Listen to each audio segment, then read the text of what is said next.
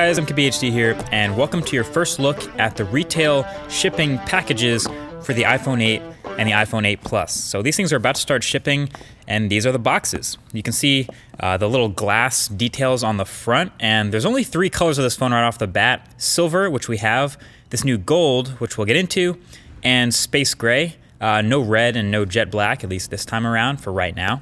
But the small detail you may have noticed, the box for this new gold colored iPhone, which I'll call it like a blush gold, is actually not white. It's an off-white, like the cream color on the back of the phone. So the more you know.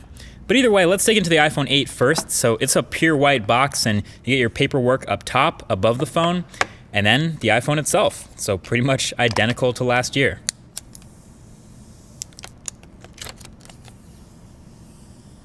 So here's the glass-backed wireless charging iPhone in all its moderately new glory. But we'll put that to the side for a second to look at the accessories it comes with, which, surprise, are exactly the same as last year. I swear this is an iPhone 7s. Wall adapter, ear pods, the lightning audio dongle, and your lightning charging cable.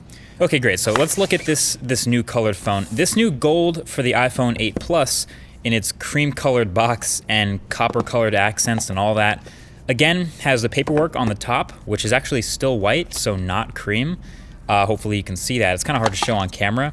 But then, of course, you get the iPhone itself. White front again. Both these lighter colored phones have the white front. Only the space gray iPhone 8 has the black front bezels. So long story short, these both look very familiar because they're super similar to last year in design. The glass back is new, obviously, but you have identical dimensions to iPhone 7, so any cases you have from that phone will also work with these. And most of the changes are on the inside in the spec bump, so let's fire this one up. I actually went through the setup process for iOS 11, and it was mostly the same with putting in my SIM card and signing into Wi-Fi and Apple's accounts and all stuff like that. The one thing that was new was True Tone. So you can choose now to turn right on the True Tone color display right out the box or not, which is pretty cool. Of course, you can always adjust that later. So I flew through everything, and once I finished, one of the first apps I wanted to take a look at, like last year, was Geekbench. And Geekbench 4 here says iPhone 8 Plus with the A11 Bionic chip has 3 gigs of RAM again, compared to the 6 or 8 gigs that we're seeing in some Android phones now. But we did that CPU benchmark, and it did pretty damn well, as you can see.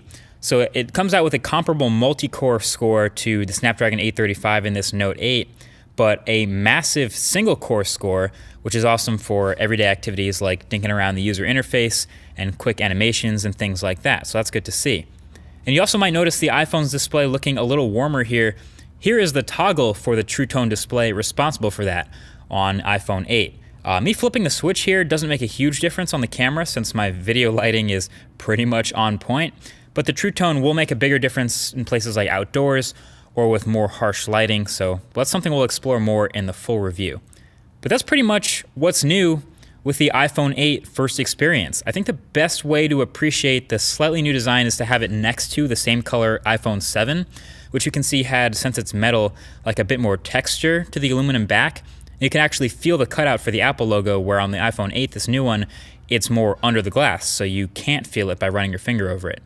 And also there's no FCC markings on the bottom of the new iPhone, which is why it looks cleaner. And it's just a bit heavier feeling because glass is, after all, a heavier material than metal.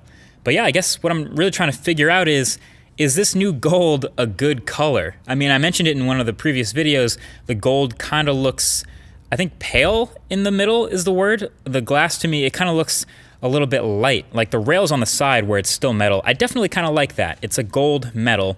The ring around the home button and the ring around the camera cutout, it's a new look. But then the middle of the back just looks so sandy. I don't know. I think I would stick with the silver or space gray on this one. But that's up to you. Let me know what you think.